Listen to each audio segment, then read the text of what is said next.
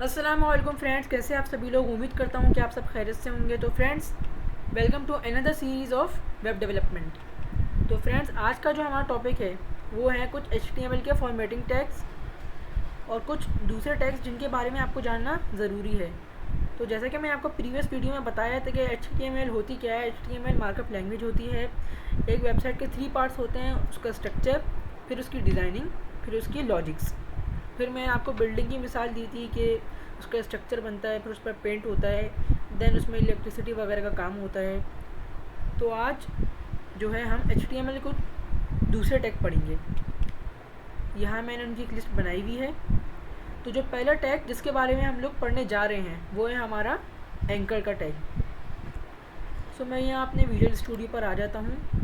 तो फ्रेंड्स, ये previous work है जो हम लोगों ने परफॉर्म किया था। जैसे कि मैंने आपको पिछली वीडियो में दिखाया था कि हम लोग अपने स्ट्रक्चर का स्टार्ट डॉक टाइप HTML से करते हैं, लेकिन क्योंकि अब आप लोग ये सब सीख चुके हैं तो मैं आपको एक शॉर्टकट की बताऊंगा जो कि आपकी वेबसाइट के बॉयलर प्लेट को जनरेट कर देगी। सो यहाँ पहले मैं इसको कमेंट कर देता हूँ। फ्रेंड्स, यहाँ पर मैंने इसकी शॉर्टकट की लिख दी है।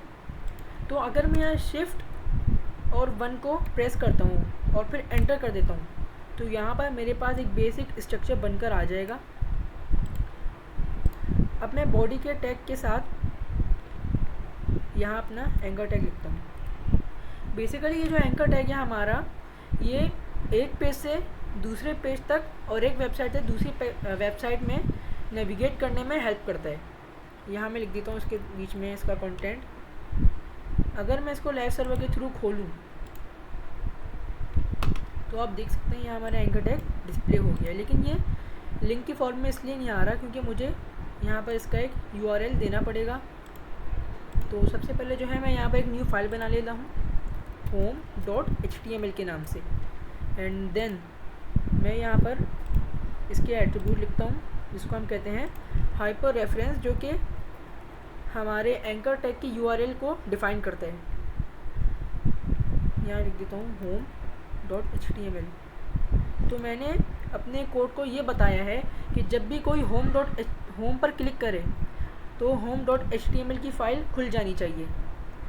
यहाँ अपनी home.html की फ़ाइल पर क्लिक करता हूँ और यहाँ पर भी बॉयलर प्लेट जनरेट कर देता हूँ। अब ये बॉडी के टैग के सेंटर में यहाँ मैं लिखता हूँ H1 में welcome to my page, home page. So basically आप लोग H1 की जगह पैराग्राफ का टैग या जो टैग आपको समझ में आ रहा है आप वो भी इस्तेमाल कर सकते हैं। मैंने ये H1 का जो टैग है खाली शो करने के लिए इस्तेमाल किया ताकि हमारा आउटपुट शो हो सके। अगर मैं अपनी ब्राउज़र पर दोबारा आऊँ तो यहाँ आप देख सकते हैं ये एक हाइपर लिंक की फॉर्म में आ चुका है। अगर मैं इस हाइपर लिंक पर क्लिक करूँ तो ये आप देख सकते हैं ये मेरे दूसरे पेज पर नेविगेट करके लेकर चला गया और यहाँ पर मेरे home.html की फ़ाइल का जो है URL भी आ रहा है। अब जिस तरीके से मैंने एक फ़ाइल से दूसरे फ़ाइल में नेविगेट किया है उसी तरीके से आप लोग भी नेविगेट कर सकते हैं। अब मैं चाहूँ तो यहाँ home.html की जगह गूगल का URL लिख सकता हूँ। तो मैं सबसे पहले यहाँ लिखता हूँ HTTPS, देन मैं यहाँ पर / लगाऊंगा, देन मैं यहाँ लिखूँगा www.google.com।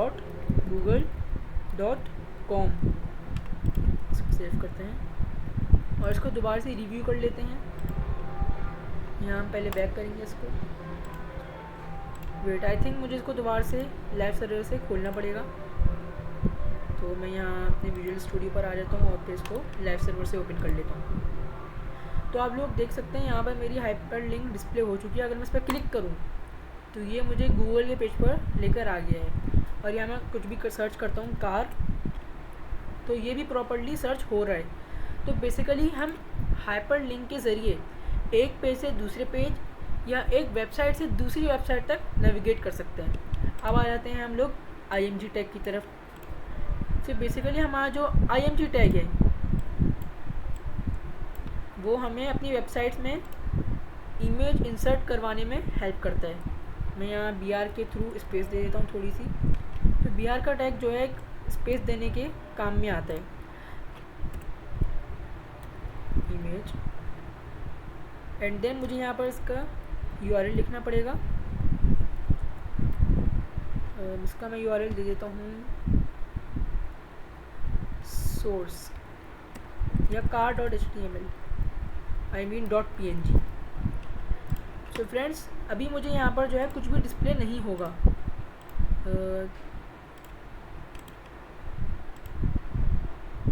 यहाँ आप देख सकते हैं मुझे यहाँ खाली इमेज का आइकन शो हो रहा है, लेकिन इमेज शो नहीं हो रही, क्योंकि car.png के नाम से कोई इमेज अभी प्रेजेंट ही नहीं है मेरे डेस्कटॉप में। इसलिए खाली ये हमारी होम की हाइपर लिंक शो हो रही है, जिसको हमें एंकर टैग के अंदर लिखा था हमने। अब हम यहाँ गूगल पर आते हैं और कोई इमेज डाउनलोड करते हैं। देखता हूँ कार इमेज। तो यहाँ बहुत सारी ब्यूटीफुल इमेजेस आ रही हैं, तो मुझे ब्लैक कार की बहुत अच्छी लग रही है, मैं ये डाउनलोड कर लेता हूँ। यहाँ हम इस पर राइट क्लिक करेंगे और सेव इमेज एज। तो हमें जो ये इमेज है ये हमें वहीं सेव करनी होगी जहाँ पर हमारी फाइल और हमारा फ़ोल्डर प्रेजेंट है। तो मैंने जो अपना फ़ोल्डर डेस्कटॉप में बनाया था ट्यूटोरियल के नाम से, सो सिंपली मैं इस पर डबल क्लिक करूँगा और इमेज का नाम चेंज करके लिख देता हूँ car.jpg और इसको सेव करवा लेता हूँ। और मैं अगर अपने विजुअल स्टूडियो पर आऊँ तो आप देख सकते हैं यहाँ मेरे पास car.jpg नाम से एक इमेज आ चुकी है।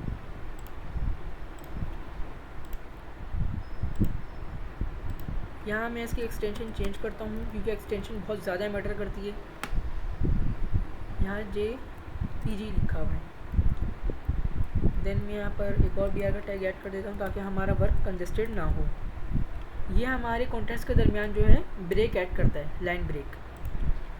देन मैं यहाँ जो है अपनी डॉक्यूमेंट को दोबारा खोल लेता हूँ। तो आप देख सकते हैं यहाँ पर एक प्यारी सी इमेज डिस्प्ले हो चुकी है। आप चाहें तो इसकी हाइट और विड्थ भी सेट कर सकते हैं इसके एट्रीब्यूट के थ्रू। यहाँ मैं इसका एट्रीब्यूट लिखूँगा, हाइट एट्रीब्यूट 200 पिक्सल्स, और इसका विड्थ एट्रीब्यूट ये भी 200 पिक्सल्स। इसको सेव कर लेते हैं एंड देन यहाँ पर आप लोग आएंगे तो आपको ये इमेज नज़र आएगी। इसके अलावा भी इमेज का एक और एट्रीब्यूट होता है जिसको हम कहते हैं ऑल्ट। यहाँ मैं लिखता हूँ कार। अब फ्रेंड्स, ये एट्रीब्यूट वैसे तो आपके वेब ब्राउज़र पर डिस्प्ले नहीं होगा, लेकिन अगर आपकी इमेज के साथ कोई प्रॉब्लम है, फॉर एग्जांपल मैं यहाँ पर जो है इसका नाम चेंज कर देता हूँ, तो फिर आप देख सकते हैं यहाँ पर मुझे जो है ऑल्टरनेट टेक्स्ट नज़र आ रहा है। So basically the alt attribute in the image tag is used for displaying the alternate text when the image is not shown in our browser. अब आ जाते हैं हम लोग अपने नेक्स्ट टैग की तरफ, जो कि हैं बोल्ड, इटैलिक और अंडरलाइन।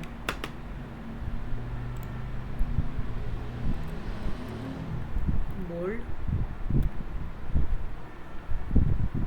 सिंपली जो बी का टैग हमारे पास होता है, इसके अंदर हम जो भी कंटेंट लिखेंगे वो बोल्ड हो जाएगा।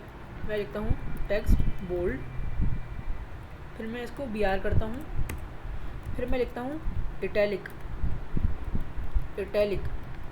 टेक्स्ट, और फिर मैं दोबारा इसको BR करता हूँ, और फिर मैं इसको दोबारा से लिखता हूँ टेक्स्ट अंडरलाइन। ये जो I और U होते हैं, इनके अंदर जो भी कंटेंट प्लेस होता है वो इटैलिक और अंडरलाइन हो जाता है। तो मैं अंडरलाइन के अंदर जो भी चीज़ लिखूँगा वो अंडरलाइन हो जाएगी, और इटैलिक के अंदर जो भी लिखूँगा वो इटैलिसाइज्ड हो जाएगा। यहाँ मैं लिख लेता हूँ अंडरलाइन टेक्स्ट, इनके भी बीच में स्पेस दे देते हैं, उप्स, BR। अगर मैं अपने यहाँ वेब ब्राउज़र को दोबारा से व्यू करूँ तो यहाँ पर आप देख सकते हैं यहाँ टेक्स्ट बोल्ड, इटैलिक टेक्स्ट और अंडरलाइन टेक्स्ट आ चुका है। हमारी इमेज इसलिए शो नहीं हो रही कि हमने यहाँ पर इसकी जो सोर्स है वो हमने गलत दी हुई है। तो यहाँ पर हम BR का टैग दे देते हैं ताकि कंटेंट जो है हमारा कंजेस्टेड ना हो। BR अब जो है हमारा काम एक प्रॉपर वे में हो चुका है। अब जो नेक्स्ट टैग है हमारे पास वो है बिग और स्मॉल के टैग। तो फ्रेंड्स बेसिकली यहाँ पर मैं आपको एक बात बताता चलूँ कि big tag is not supported in HTML5, लेकिन स्मॉल टैग जो है वो HTML5 के अंदर सपोर्टेड है। तो यहाँ पर अभी हम लोग बिग टैग नहीं पढ़ेंगे। वो रहते हैं, हम लिखते हैं स्मॉल। तो ये मुझे एरर दे रहे हैं। अच्छा, तो मैं स्मॉल के अंदर जो भी चीज़ लिखूँगा वो पैराग्राफ टेक्स्ट के साइज से भी ज़्यादा स्मॉल हो जाएगी। मैं लिखता हूँ स्मॉल टेक्स्ट। मैं आप लोगों को दिखाने के लिए यहाँ पर पैराग्राफ टैग भी लिख देता हूँ, सैम्पल पैरा। ये चीज़ आप लोग नोटिस कीजिएगा कि स्मॉल के अंदर जो भी टेक्स्ट लिखा जाता है उसका साइज़ पैराग्राफ टैग के मुकाबले में बहुत ज़्यादा छोटा होता है। और अब मैं यहाँ अपने डॉक्यूमेंट पर आ जाता हूँ। तो आप देख सकते हैं कि पैराग्राफ टैग का जो साइज़ है वो स्मॉल टेक्स्ट के साइज़ से थोड़ा सा बड़ा है। इसको थोड़ा सा प्रॉपर कर देते हैं। इसके दरमियान में भी हम लोग BR लगा देते हैं और इसके बाद भी। अब आ जाते हैं हम लोग अपने नेक्स्ट टैग की तरफ। जो हमारा दूसरा टैग है वो है हॉरिजॉन्टल रूलर। तो फ्रेंड्स ये टैग जो है हमारी वेबसाइट या वेब ब्राउज़र में जो है एक हॉरिजॉन्टल लाइन खींच देता है। मैं आपको यहाँ पर दिखा देता हूँ। Basically HR stand for horizontal ruler. यहाँ दोबारा से BR लिख देते हैं एक बार। यहाँ लिखते हैं HR। तो जो हमारे पास टैग्स हैं जैसे कि इमेज, BR और HR, इनकी कोई क्लोजिंग नहीं होती और ना इनका कोई कंटेंट होता है। डॉक्यूमेंट पर आते हैं तो ये आप देख सकते हैं मेरी वेबसाइट या वेब पेज पर जो है एक हॉरिजॉन्टल लाइन खिंच गई है।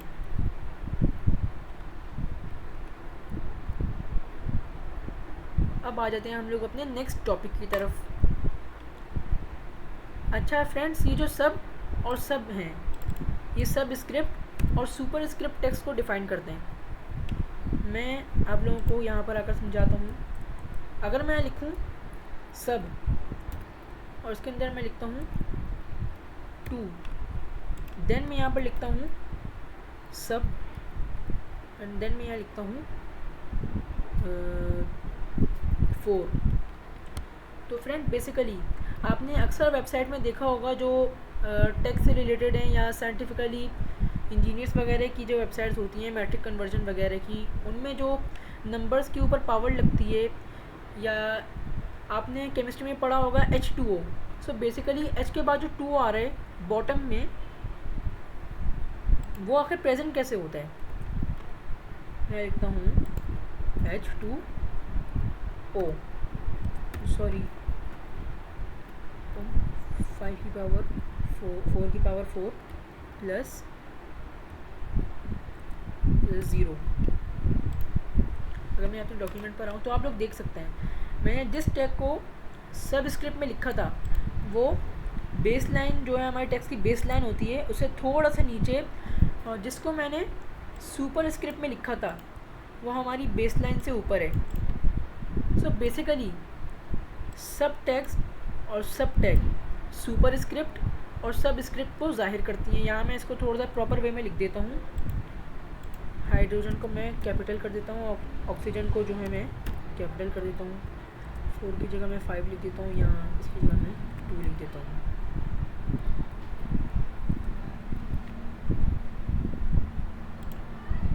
तो फ्रेंड्स यहाँ पर आप देख सकते हैं H2O का जो 2 है ये बेस लाइन से नीचे है और 5 की जो पावर 2 है ये बेस लाइन से थोड़ा ऊपर है। इसको मैं थोड़ा सा मिनिमाइज़ कर देता हूँ। जो हमारे नेक्स्ट टैग्स हैं, सब स्क्रिप्ट भी हो गया, सुपर स्क्रिप्ट भी हो गया, वो है प्री। अब प्री टैग जो है वो थोड़ा सा इंटरेस्टिंग टैग है जिसके बारे में आपको भी बताता चलूँ कि इसके अंदर जो भी टैग आप लिखते हैं, मतलब जो भी कंटेंट आप इसके अंदर डालते हैं और जो भी टेक्स्ट आप इसके अंदर डालते हैं वो as it is with its spaces और गैप्स के साथ हमारे ब्राउज़र पर डिस्प्ले हो जाते हैं। मैं यहाँ लिखता हूँ प्री। अब इसके अंदर मैं जो भी टैग लिखूँगा, मैं कहूँ this is the output of pre tag. तो ये आप देख सकते हैं कि जिस टेक्स्ट को मैंने प्री के टैग में लिखा था वो एज इट इज़ वैसे ही डिस्प्ले हो गया है। इस लाइन से पहले जितनी भी स्पेस थी वो भी काउंट हुई है, और जो बाद में स्पेस मैंने दी थी इस साइड में ये भी काउंट हुई है। और ऐसा पैराग्राफ टैग के अंदर नहीं होता। अगर मैं पैराग्राफ टैग लिखूं और इसके अंदर भी मैं ऐसे लिखूं this is the output of paragraph tag, तो फ्रेंड्स आप देखेंगे कि ये एज इट इज़ डिस्प्ले नहीं हुआ। तो जो प्री का टैग है वो हमारा प्री डिफाइंड जो टेक्स्ट होता है उसको वेब ब्राउज़र पर डिस्प्ले कर देती हैं विद गैप्स एंड स्पेसेस। अब बढ़ते हैं अपने नेक्स्ट टॉपिक की तरफ, जो है header, main, section, article, aside and footer. तो फ्रेंड्स बेसिकली टेक्स्ट की दो टाइप्स होती हैं, पहला सिमेंटिक और दूसरा नॉन सिमेंटिक। तो जो हमारे सिमेंटिक टैग्स होते हैं उनका नाम पढ़कर ही हमें समझ में आ जाता है कि इनका यूज़ क्या होगा। और जो नॉन सिमेंटिक टैग्स होते हैं जैसे कि पी का टैग, IMG का टैग, BIU का टैग, HR का टैग और प्री का टैग, इनका नाम पढ़कर हमें ये समझ में नहीं आ रहा कि इनका यूज़ क्या होगा। लेकिन header, main, section, article, aside, footer, इन सब का नाम पढ़कर ही हमें समझ में आ रहा है कि इनका यूज़ हेडर के लिए, मेन कंटेंट के लिए, सेक्शंस में डिवाइड करने के लिए, आर्टिकल के लिए, साइड बार के लिए और फूटर के लिए यूज़ होंगे। तो सिमेंटिक टैग और नॉन सिमेंटिक टैग, इनका कॉन्सेप्ट इतना मुश्किल नहीं है। तो अब बढ़ते हैं अपने विजुअल स्टूडियो कोड की तरफ। आप अपने कोड के अंदर जितने ज़्यादा सिमेंटिक टैग्स इस्तेमाल करेंगे आपके यूज़र का एक्सपीरियंस उतना ज़्यादा अच्छा होगा, जो कि इनडायरेक्ट मेथड में, मतलब इनडायरेक्ट वे में आपकी SEO को अफेक्ट करेगा पॉजिटिवली। सो ये आपके लिए अच्छा है कि आप जो है अपने कोड में सिमेंटिक टैग्स का इस्तेमाल ज़्यादा करें। सो फ्रेंड्स सबसे पहले मैं यहाँ पर लिखूँगा हेडर, देन मैं इसके अंदर जो है लिखूँगा हमारे एंकर टैग जो होते हैं A, और उनके अंदर लिख दूँगा। सो फ्रेंड्स अगर हम ये काम किसी डिफरेंट फाइल में करें तो वो ज़्यादा अच्छा होगा। तो इन सबको जो है हम लोग कमेंट कर देते हैं ताकि ये काम भी हमारा सेव रहे। थोड़ी सी स्पेस देकर यहाँ से काम स्टार्ट करते हैं। यहाँ लिखेंगे हम लोग हेडर के हेडर के अंदर लिखेंगे एंकर टैग, होम हम लिखेंगे एंकर टैग, अबाउट फिर हम लिखेंगे एंकर टैग, कॉन्टैक्ट। और यहाँ मैं इन सबका जो है हाइपर रेफरेंस डिफाइन कर दूंगा, home.html about.html and contact is equals to contact.html। अब आ जाते हैं हम लोग अपने मेन कंटेंट की तरफ। तो फ्रेंड्स ये जो मेन टैग है यह हमारे मेन कंटेंट को डिफाइन करता है। तो यहाँ मेन कंटेंट के जो हैं 3 टैग्स होते हैं जिसको हम मेन कंटेंट के अंदर ही इस्तेमाल कर सकते हैं। पहला सेक्शन है हमारा, पहला टैग है हमारा सेक्शन। तो मैं यहाँ 3 सेक्शन कर देता हूँ जिनके अंदर मैं मुख्तलिफ पैराग्राफ लिखूँगा। फर्स्ट सेक्शन, मैं दोबारा यहाँ सेक्शन लिखूँगा, दोबारा पैराग्राफ टैग लिखूँगा, सेकंड सेक्शन, फिर मैं यहाँ पर दोबारा सेक्शन लिखूँगा, then I'll type third section.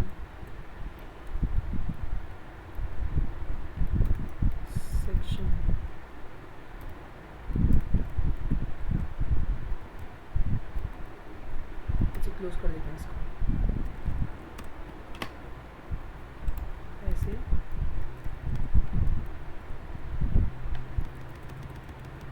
तो फ्रेंड मैंने यहाँ पे गलती कर दी है, मैंने जितने भी सेक्शन के टैग्स हैं मेन से बाहर प्लेस कर दिए, तो यहाँ मैं इनको मेन के अंदर पेस्ट कर दूँगा। अब सेक्शन के टैग्स के बाद हमारे पास आता है एक आर्टिकल का tag and then the second tag we have a side tag. First I'll type article. Basically article tag is used to define an article in our web page. A road. So friend basically article का tag हमारी website में जो है एक article insert करने के लिए इस्तेमाल होता है, और असाइड का जो टैग है वहाँ पर आप अपने एड्स को डिस्प्ले कर सकते हैं और कोई मुख्तलिफ़ चीज़ें लगा सकते हैं, for example related to your courses and etcetera. So friends जो नेक्स्ट टैग है हमारे हमारा वो है फूटर का टैग, जो कि हमारी वेबसाइट की फूटर को डिफ़ाइन करते हैं। मैं लिखूँगा फूटर, देन मैं लिखूँगा कॉपीराइट। तो कॉपीराइट का सिंबल लिखने के लिए मुझे एक एंटिटी इस्तेमाल करना है। Basically entities in our code define different types of symbols for our footer and other icons etcetera by def cup. यहाँ हमारा फूटर का टैग भी हो चुका है। अगर मैं अपना आउटपुट देखूँ तो ये देख सकते हैं आप लोग कि मेरा प्यारा सा जो है, इतना प्यारा नहीं लेकिन होम पेज जो है मेरे यहाँ पर डिस्प्ले हो चुका है, जिसमें मेरे यहाँ सेक्शंस हैं, यहाँ आर्टिकल है और ये असाइड का टैग है जिसको मुझे थोड़ी अलाइनमेंट करके इस सेंटर में लेकर आना पड़ेगा, जो कि CSS के थ्रू हो सकता है, लेकिन अभी हमारा टॉपिक HTML का चल रहा है। सो जो नेक्स्ट टैग होगा हमारा वो होंगे डिव और span tag. So basically tags की हमारे पास दो टाइप्स होती हैं, एक होते हैं इनलाइन, मतलब एलिमेंट्स की हमारे पास टू टाइप्स होती हैं, एक होती हैं इनलाइन एलिमेंट्स और एक होती हैं ब्लॉक एलिमेंट। सो जो इनलाइन एलिमेंट्स होती हैं हमारे पास वो एलिमेंट्स होती हैं जो सिर्फ उतनी ही स्पेस लेती हैं जितनी उनको ज़रूरत होती है, और जो ब्लॉक एलिमेंट्स होती हैं वो उतनी स्पेस लेती हैं मतलब कि वो अपनी लिमिट से ज़्यादा स्पेस लेती हैं। फॉर एग्जांपल मैं डिफ के अंदर लिखता हूँ हेलो और स्पैन के अंदर लिखता हूँ हाय, और अगर अपने डॉक्यूमेंट में आऊँ तो आप देख सकते हैं ये मेरा डिव है और ये मेरा स्पैन है। इसको स्पैक कर लेते हैं। तो फ्रेंड्स आप देख सकते हैं ये जो मेरा डिफ का टैग है ये अपनी लिमिट से ज़्यादा जो है स्पेस घेर रहा है, और जो मेरा स्पैन का टैग है वो सिर्फ उतनी स्पेस घेर रहा है जितनी इसको चाहिए। इसका मतलब ये है कि ब्लॉक एलिमेंट्स अपनी लिमिट से ज़्यादा स्पेस लेती हैं और स्पैन और जो हमारे इनलाइन एलिमेंट्स होती हैं वो सिर्फ उतनी स्पेस लेती हैं जितनी इनको ज़रूरत होती है। तो फ्रेंड्स ये था हमारा आज का टॉपिक। उम्मीद करता हूँ कि आपको हमारी वीडियो समझ में आई होगी। वीडियो को ज़्यादा से ज़्यादा लाइक करें, शेयर करें, चैनल को सब्सक्राइब करते हैं। मिलते हैं हम अपनी नेक्स्ट वीडियो में, तब तक के लिए अल्लाह हाफिज़।